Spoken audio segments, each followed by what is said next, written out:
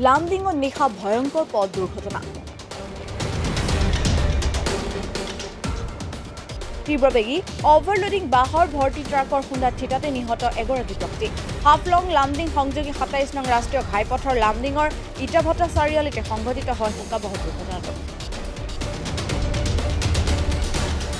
ডিমা হাছাওৰ পৰা অন্ধ্ৰপ্ৰদেশলৈ যাতায়াত কৰাৰ সময়তে ট্ৰাকখনে মহতিয়াই নিয়ে ব্যক্তিগৰাকী। ডিমা হাছাও জিলাৰ লাংটিঙৰ পৰা AP39 UU 5567 নম্বৰৰ ট্ৰাকখনে বাঁহ কঢ়িয়াই আনিছিল। থিতাতে নিহত ব্যক্তিগৰাকীৰ পৰিচয় উদ্ধাৰ হোৱা নাই বৰ্তমানলৈকে। ঘটনাস্থলীত আৰক্ষী উপস্থিত হয়, মৃতদেহটো উদ্ধাৰ কৰে আৰু দুৰ্ঘটনা সংঘটিত কৰা ট্ৰাকখনক জব্দ কৰে। এইটো হ'ল নেশ্যনেল হাইৱে। তো হাইৱেত এটা ৰাস্তা ব্লক কৰি ৰাখিছে, আজি ৩ বছৰমান হৈ গ'ল ব্লক কৰি ৰাখিছে। এইটো কি হ'ল এইটো নাজানো, কিবা শুনিছোঁ ব্ৰিজ কিবা হৈছে বুলি। আজি সেই ৰোডটো ব্লকৰ কাৰণে আজি ইমান ডাঙৰ ইয়াতে এক্সিডেণ্ট হৈ গ'ল। আজি 3 বছৰ ধৰি যে কিমান এক্সিডেণ্ট হৈ আছে এইটো ৰোডত, বহুত অসুবিধা হৈ আছে। আমাৰ অসম চৰকাৰ ডক্টৰ হিমন্ত বিশ্ব শৰ্মা ছাৰক এইটো আহ্বান কৰিছোঁ যে অতি সোনকালে এই ৰোডটো আমাৰ খুলি দিব লাগে, ঠিক কৰিব লাগে। আমি কি টেক্স নিদিওঁ, সদায় টেক্স দিওঁ। টেক্স দিয়াৰ পিছতো আমাৰ যে ইমানটো অসুবিধা কিয় হৈ থাকে, কিমান হয়? হাইৱেৰ মাজত কি পুলিচ বেৰিকেড বহানো হৈছে নেকি? হয়, বেৰিকেড বহানি হৈছে, এক চাইডত হৈছে। বেৰিকেডৰ কাৰণে কিমান অসুবিধা হৈ আছে। আমি চাওঁ যে অতি সোনকালে এইটো ঠিক হ'ব লাগে আমাৰ। মানে পুলিচ বেৰিকেডৰ কাৰণে অসুবিধা হৈ আছে নেকি? হয়, অসুবিধা হৈ আছে, এইটো ঠিক কৰিব লাগে। পুলিচ বেৰিকেড এইটো থাকিব লাগিব, এইটো নাথাকিলেও নহয়। গাড়ী ইমান স্পীডত আহে, এইপিনৰ পৰা আহি থাকে, ইমান বহুত স্পীডত আহে। বেৰিকেড থাকিলেও আমাৰ ভাল, দুই চাইডত বেৰিকেড দি দিলে আমাৰ ভাল হয়। এইটো কিমান পৰিমাণ বেম্বো হ'ব পাৰে? বেম্বোটো মোটামুটি ৫-৬ হাজাৰ হ'ব পাৰে ন? মানে মানুহজন এতিয়া জীৱিত, যিজন মানুহ স্পট ডেথ হৈ গ'ল। স্পট ডেথ নাই।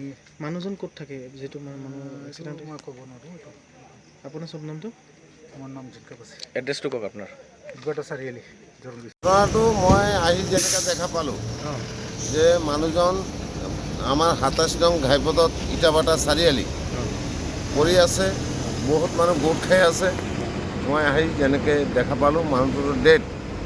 যিখন গাড়ী আমাৰ পিছত থিয় হৈ আছে এইখন বাম্বু লোড গাড়ী, আৰু যিজন দুখালে তেওঁ এটা ড্ৰাইভাৰ বুলি মই যেনেকৈ শুনামতে মই গম পাইছোঁ। ৰাতিপুৱাৰ পৰা তেওঁ টায়াৰ লৈ ঘূৰি ফুৰি আছে যে নগাঁও যাব, কিন্তু তেওঁৰ নাজানো মই তেওঁৰ কঁকালত কি আছিলে, কিন্তু মানুহজন লাষ্টলৈকে দুখ খাবলগীয়া হ'ল। আমাৰ লামডিং পিএছৰ প্ৰশাসন আহিছে আৰু বহুত মানুহ গোট খাইছে, কিন্তু কথাটো হ'ল আজি আমাৰ আৰু এটা কথা আছে। আমাৰ এইখন ২৭ নম্বৰ ঘাইপথ দুইটা, এটা আহা এটা যোৱা, কিন্তু এটা লাইনটো বহুদিন ধৰি ব্লক হৈ আছে, বহু ঘটনা হৈ আছে। কিয় মুকলি কৰি দিয়া হোৱা নাই আন এখন ৰাস্তা কিয় মুকলি কৰি দিয়া হোৱা নাই, বা ক'ত বা কি প্ৰব্লেম হৈ আছে? আমাৰ যেতিয়া এই ৰোডবিলাক বনাইছে কণ্ট্ৰেক্টাৰে, তেখেতৰ এটা সময় থাকে যে ইয়াৰ ভিতৰত মেৰামতি কৰিব লাগে, কিন্তু তেখেত কিয় কৰা নাই?